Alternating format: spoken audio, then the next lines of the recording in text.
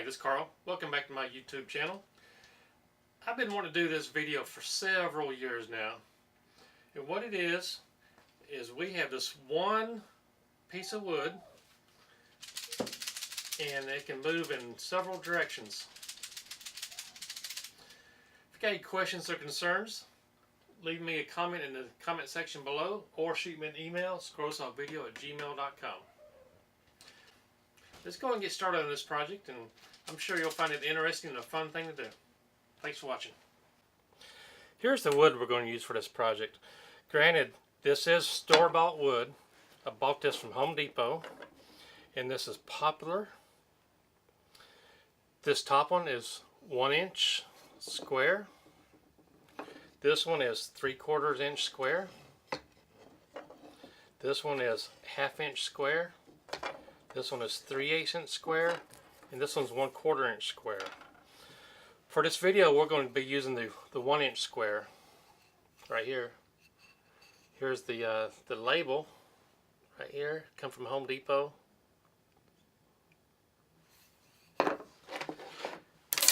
And these are the projects we're going to use. So here's the actual project, the finished piece. You can see how easily it just flops around. Now, I did not invent this project, but I had to teach myself how to do it because nobody in my area was doing it at the time. And since then, I've taught probably 500 people how to do this, and I see these all over town now. Well, I can't say all over town. I've probably seen 15 different people making them. Granted, this is just a starting of this project. You can take this concept and make animal shapes, which is very popular. There's a guy up there, I believe he's from North Carolina. His name is Peter Chapman. I would encourage you to check out his material that he uses. He makes stuff like ducks and snakes and frogs and fish and just anything you can imagine. He does the same concept into animals. So let's go ahead and get started. Let me move all these out of the way, and I'm going to reset the camera and come back to this.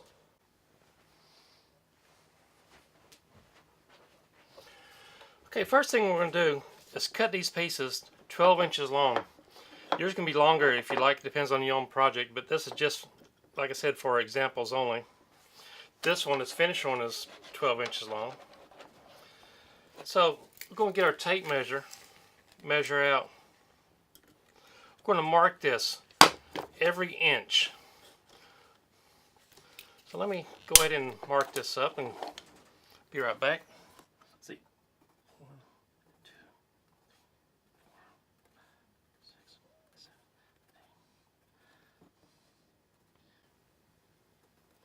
8.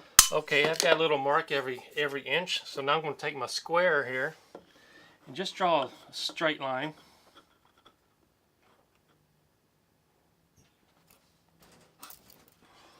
Like I said, it doesn't have to be exact, but pretty close.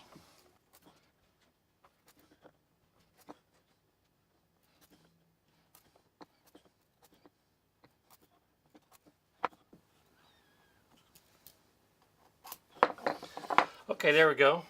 So we have this marked out every inch. So there's going to be 12 sections on here. Let's see if I can put this a little bit closer.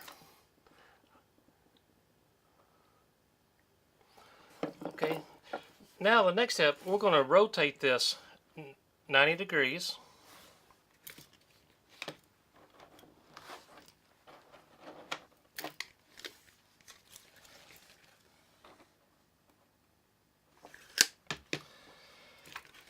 So we're going to come up here, and this one's going to be a little bit different.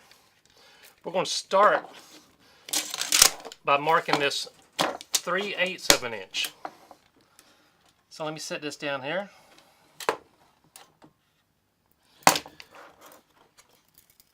3/8.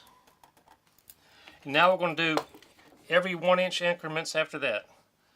So I'm going to put this down on the 2. I'm going to mark it up excuse me a second, let me stretch this out a little bit. We're going to mark this up 1 3/8, 2 3/8, 3 3/8, all the way up. So I'm going to put this ruler on 1.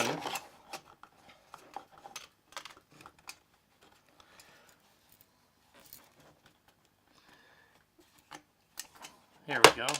There we go.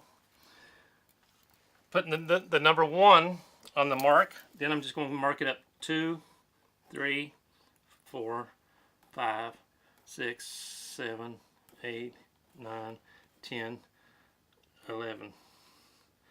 And at the 1 foot mark.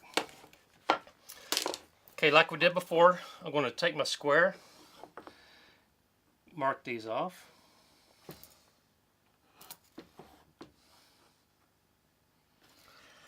Try to make these a little bit darker for easier for you to see here.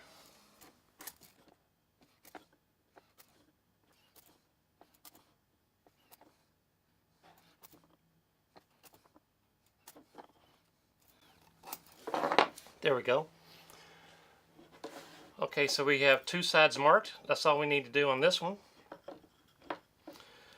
So this is the kind of a trickier part. We are going to map out these, I call these balls and sockets.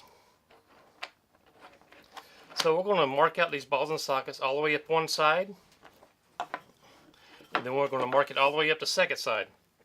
Now the first side, we're going to mark it on the side that you started at 1 inch, 2, 3, 4, 5. This is the one we start out with 3/8, but we're going to start with a 1 inch and draw like almost like a dog bone shape on here. Make sure you do not go all the way to the end on here. Very important, do not go all the way to the end of your line. So I'm going to come over here to the side. Go ahead and start marking these up.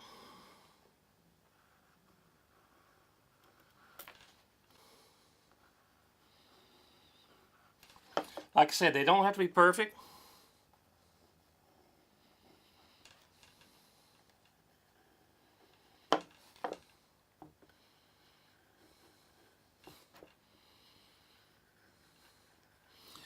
It's better if they're not perfect, so that each one will be different.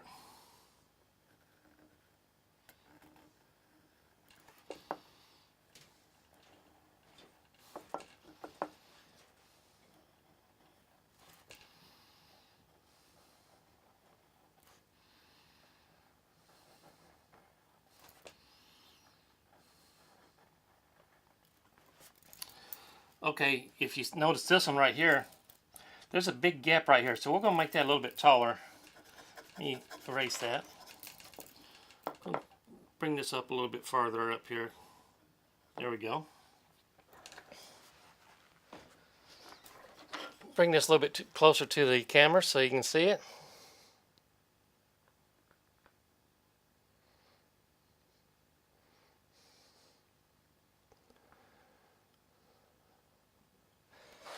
Here's the finished piece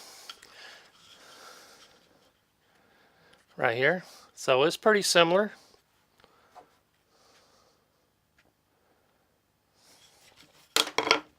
So now we're going to turn it to the side that we started with 3/8. So I'm just going to flip it this way, right here.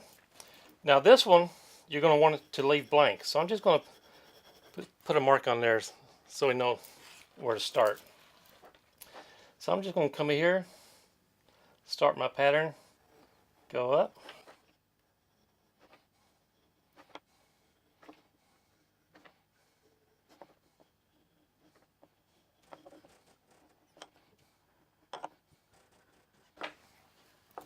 This one right here is kind of weird, so I'm going to erase this one, make it a little bit better. This one a little bit weird here too. Let's go and mark this one up. There we go. So now we have both sides marked up. And I'm going to get my Sharpie and redraw these easier for you to see. Just 1 second. Now here's the finished project, and here's the one we're going to do. I'm going to highlight a few of these. we'll start with this one, which is on the 1-inch side. Just going to come this way.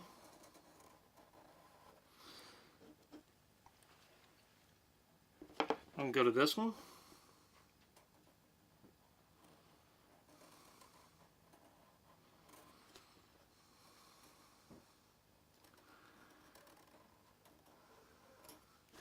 There we go.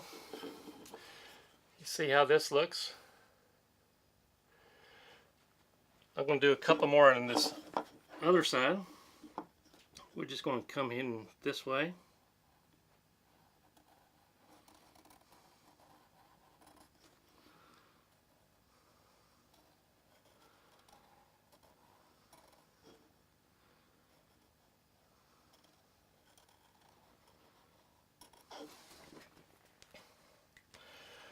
Okay, now you notice this one right here.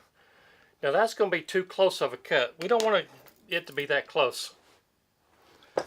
So the actual cutting is going to be around this area. If you have too thin of walls, it's going to break a lot easier. So let me go ahead and set up my scroll saw. Let's go ahead and get started cutting on this thing.